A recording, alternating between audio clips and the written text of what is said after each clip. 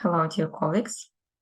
Now I'm going to present the project which we are going to discuss today during our methodological discussion. So this project is devoted to the analysis of Russian science development based on bibliometric analysis of Web of Science data.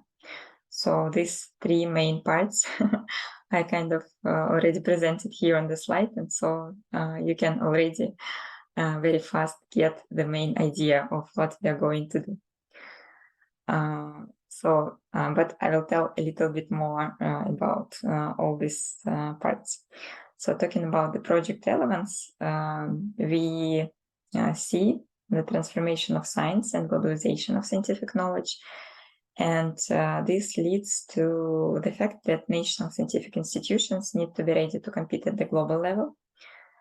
And also we observe that the activity of scientists cannot be reduced exclusively to individual creativity. And researchers in such fields as sociology of science, philosophy of science, they proposed various types of relationships between scientists and observed their social stratification within the scientific community. And so the main statement is that studying the interactions of scientists at the local level of individual states can show how efficient or inefficient they are, and can help us to form some ideas of the structural changes that should be done to increase the competitiveness of research teams and the international level. And of course, talking about the current situation, we think that the study of the Russian science development is especially relevant. And we can make some conclusions about how the things are going on right now, and probably later we can compare these current results to the further situation. This project is done in collaboration with the Associate Professor of Computer Science at the University of West Bohemia. His name is Dalibor Fiala. And I should say that this was quite a surprising story for me, because it was spring this year when I got the letter from Dalibor talking about this project and proposing me to collaborate on the analysis of this data. He actually said that he collected all the data, which I'm going to describe a little bit later. And he said that it would be nice if we work together and make the analysis of this data. And of course, I was very much surprised because it was the time when we were really witnessing that collaboration with Russian scientists is becoming not really something that everyone around would like to do. And especially that's why I was very happy to get this message. And in general, I'm always happy to have some collaboration with someone. So that's why, of course, I agreed. And then when we started discussing this topic, and I also searched for Dalibor in Google Scholar, I actually found out that this is a phenomenon of a small world, so that he is the co-author with one of the researchers in the University of Ljubljana, with whom we are kind of collaborating as well. So he's the co-author with Laura Schubel, and Laura is the member of the research group of Anushka and Vlado, Anushka Ferligo and Vladimir Patagel. So we were both surprised. He didn't, when he was searching for me, he didn't know that I'm working with Vladimir Patagel, and I didn't know that he was working with Laura Schubel. And so it was really very much surprising. And actually,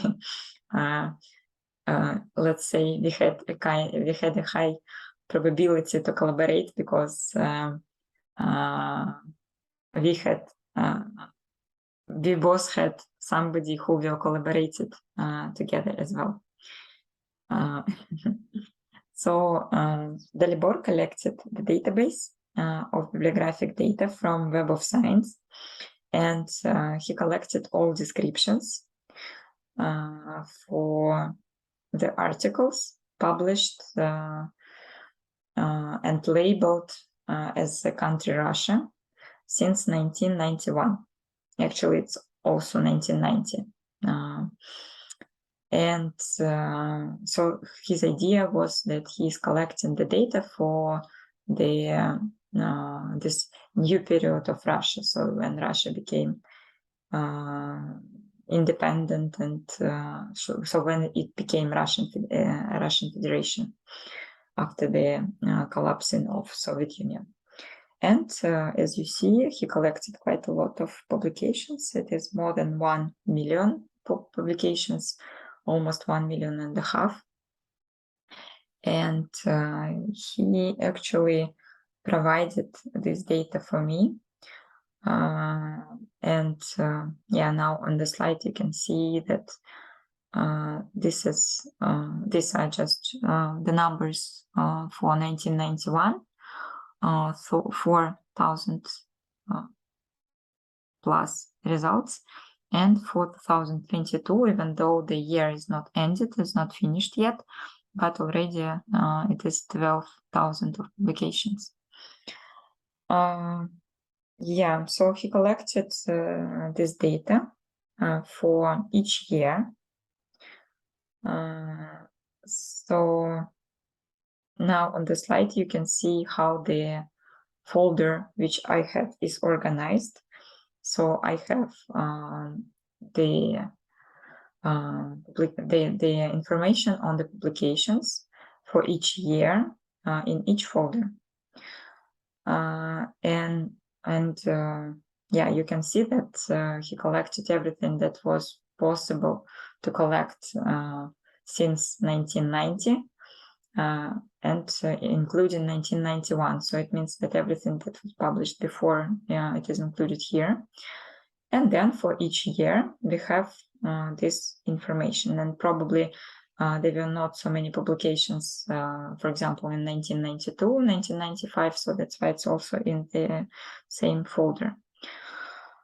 And in each folder, we have the files with full descriptions, and as he was collecting the data with full descriptions of the articles, which means that these descriptions also contain the information on the citations, on the references of these publications. So that's why Web of Science allowed him to collect only up to 500 publications, full descriptions. And so in each folder, I have a set of files where in each I have up to 500 full description. This is the example of the bibliographic description.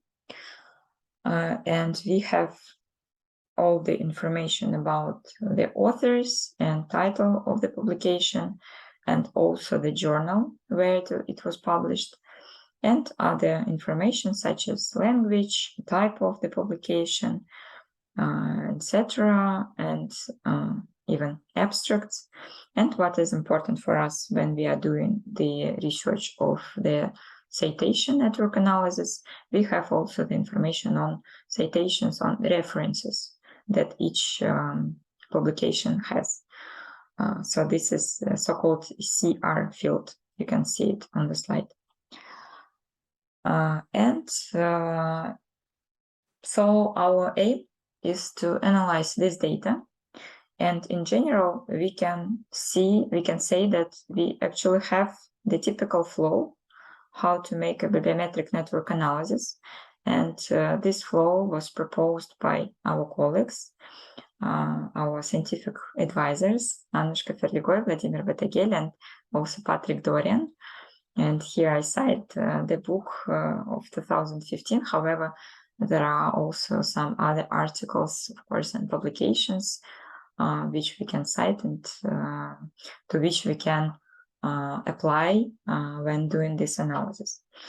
And the typical flow means that if we have, so this is exactly done for the data collected from Web of Science, exactly in that format that we have right now. So the typical flow proposes that at first we merge the data that we have. So we put all the data that we have in different files.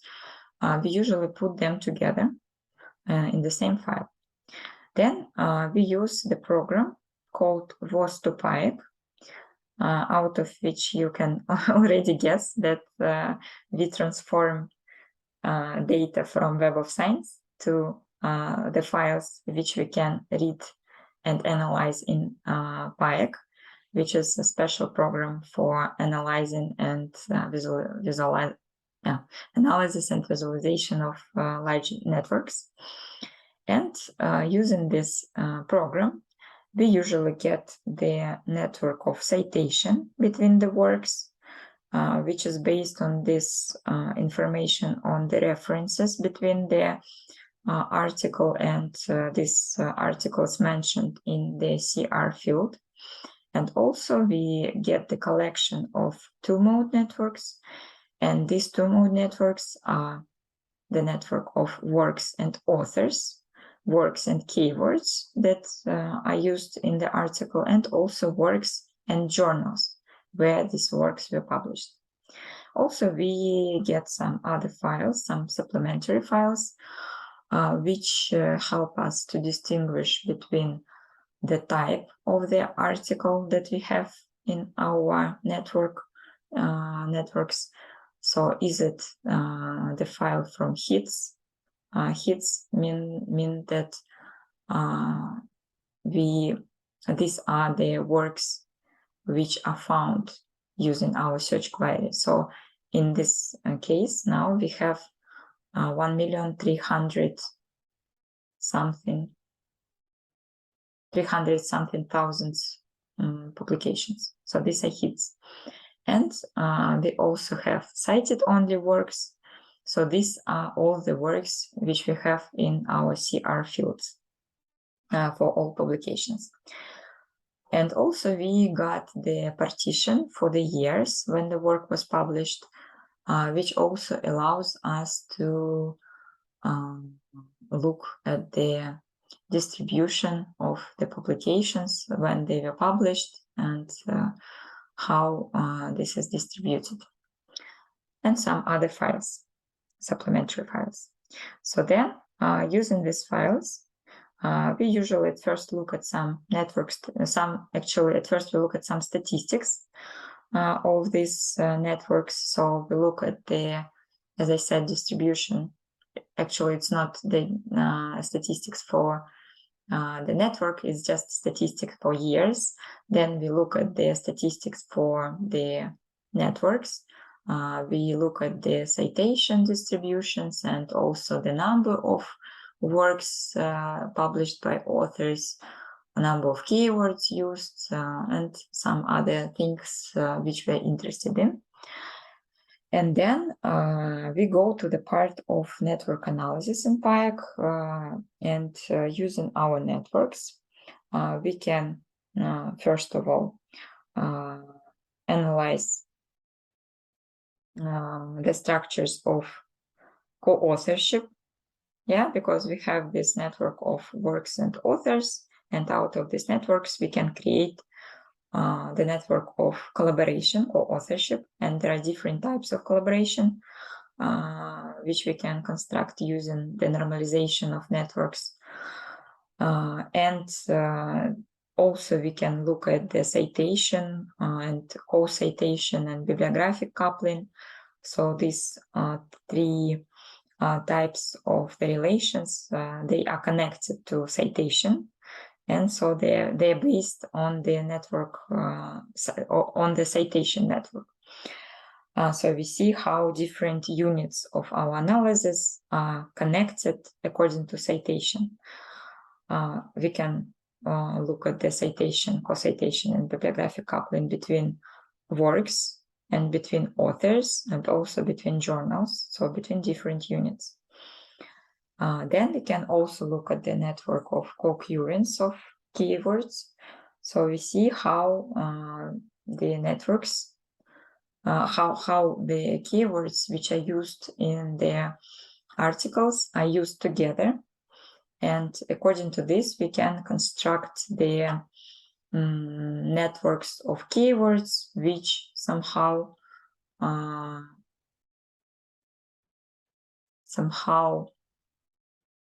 tell us about the main topics in the field.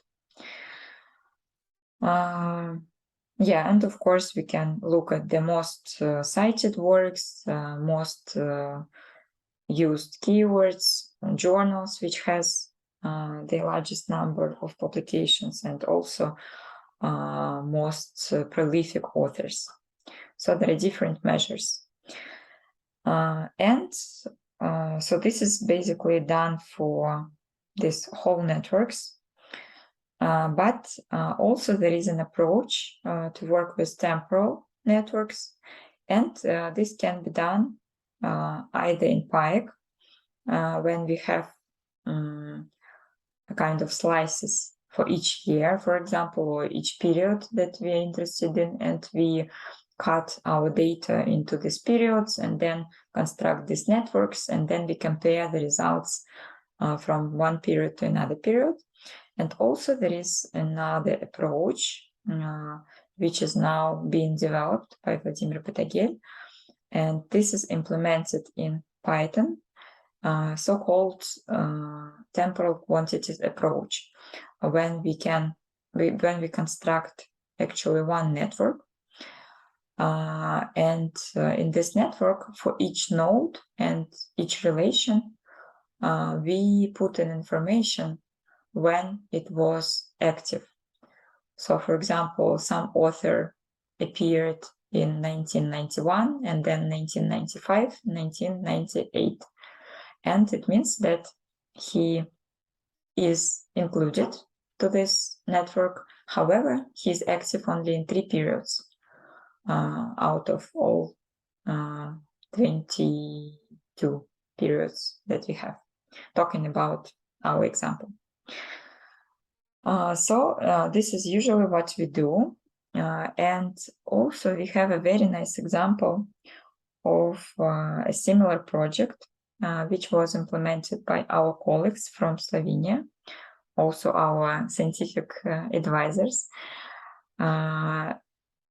So this project was devoted to the analysis of scientific collaboration, actually the analysis of science in Slovenia. And so the colleagues looked at the scientific collaboration in the country, and also split this information into the periods. So they were observing the temporal dynamic of this network, of these relations of collaboration. And also they were looking at the separate disciplines, and also comparing these collaboration structures within these disciplines. So now on the slide, you can see the structure here in the middle. You can see the structures which were observed through the methodology of using the algorithms of block modeling, using the block modeling approach, so for only one discipline. However, they were observing all the disciplines that they had in Slovenia. And so this is only one discipline. And on the left, this is the structure for 1991 up to 2000, and on the right, 2001 up to 2010. And so this is a so-called core periphery structure. Also, they found out that there are some groups which can be called semi-periphery, so that this core and periphery are somehow connected through this semi-periphery. And so they observed such a structure for each of the discipline. And then what you see on the right, this picture with many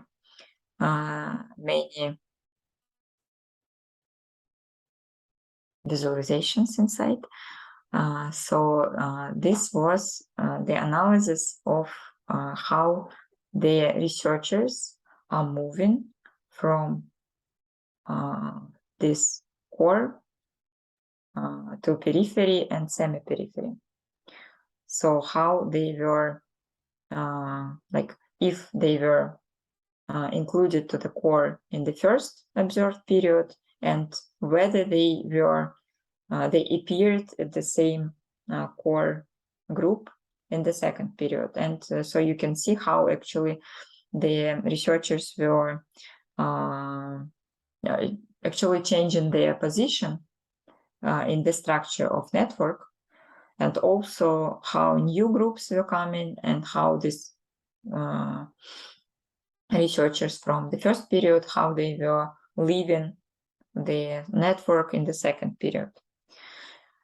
So this is a very nice example of such a research, and I think it could be, so if we are going to analyze the data that we have, I think the ideal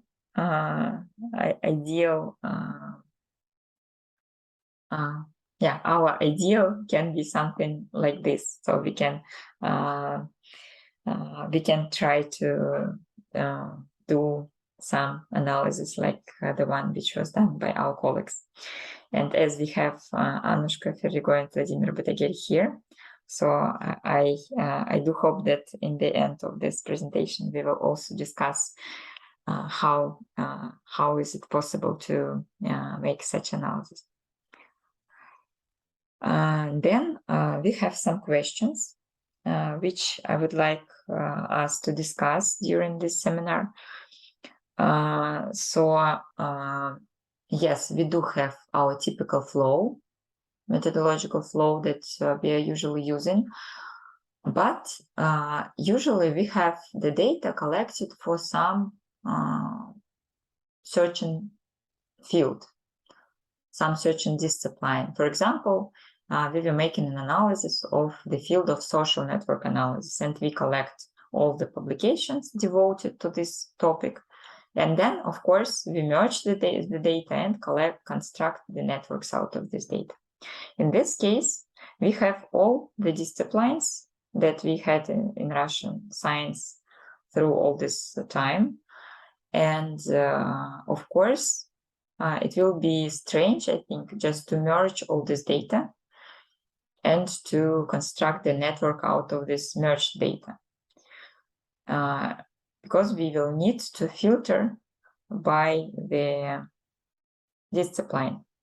And as you see now on the slide, we do have such a filter. So in our file's description, we have the fields WC and SC. For example, here you can see that one of the publications was published in the field of biochemistry and molecular biology, chemistry applied, chemistry organic. So there are three groups to which it is devoted, to which it is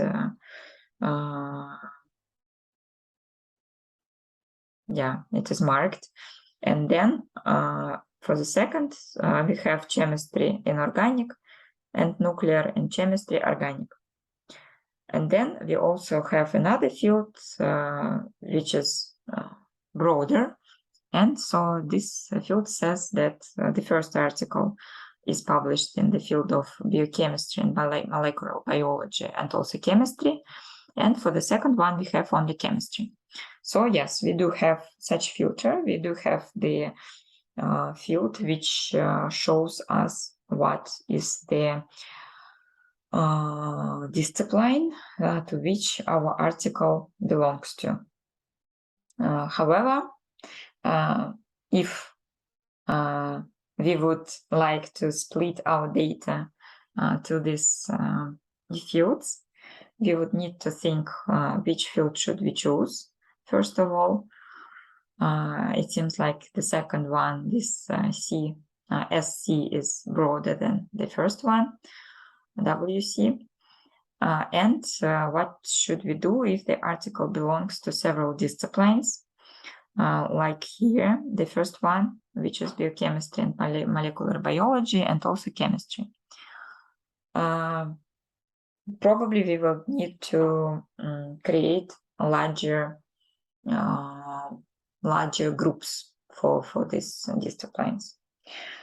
Also, yeah, I didn't write this question, but another question that we can ask is how to do it. So is it possible to somehow implement it to the flow of WOS to PyX so that it will somehow automatically create it? So I'm not really sure. And yeah, we will need to discuss it. And yeah, probably we will need at first to pre-process this data or somehow split this description to some groups. So I don't really know. We should discuss it after this presentation. And also talking about the questions. So another question is how to make a temporal analysis. Should we use the slices approach or temporal quantities approach? And why it is so important is because we will need to create networks which will be used either in the first approach or in the second approach. And this should be different networks, different files, differently, with the information differently written. So that's why this is a question. And also, yeah, another question is which types of network should we look at least at first? Probably we should also look at the co-authorship structures as our colleagues from Slovenia in their project. Or probably we should look at the citation structures and look at something like main path analysis to describe each discipline, or look at the keywords co-occurrence just to describe the different disciplines. Actually, yeah, we can do different things, of course, and it will depend on how many people we have in what topics they're interested in. And actually, we can work with this huge database quite a lot, I think. But what is important is to propose some methodology which will help us to filter the data that we will need. And I think that when we will have this data filtered already, so then this second part, this network analysis, is something which is not so difficult already. So this pre-processing will be as I see it now, it will be the most important and the part where we have to think a lot how to organize it. Yeah, another question which I didn't write here, but actually I thought about it right now, is that so we have quite a huge data set, and we have almost 1.5 million of the hits, and it means that we will have many millions of the cited works of the references, so which means that our networks will be really huge, and the question is whether it will be possible to work with these networks, to make some computations, some multiplications of these networks using just our home our regular machines, computers, or will we need to use some supercomputers? Actually, we do have an access to a supercomputer, but so this is also something to discuss. And probably it will be also important in sense of which types of networks we can construct and analyze, because according to our experience, bibliographic coupling network is really quite it requires the building of bibliographic coupling network requires quite a lot of computational costs, and it really can take a lot of time. So this is something to discuss, and probably you did see some other questions which I didn't mention, and it would be nice to bring them on the table just to be aware of them, or probably some problems that we can face during this the implementation of this project. And just I will show this slide with vacancies. So we do hire people to this project from our students and also from our group. So we need some research assistants or junior researchers who will actually have to answer to these methodological questions. And so this is going to be the project that we will implement during our project seminar in MASNA. So that's why we do invite our students to take part in this project. Yeah, that's pretty much it. Thank you very much for listening, and it would be nice now to discuss it.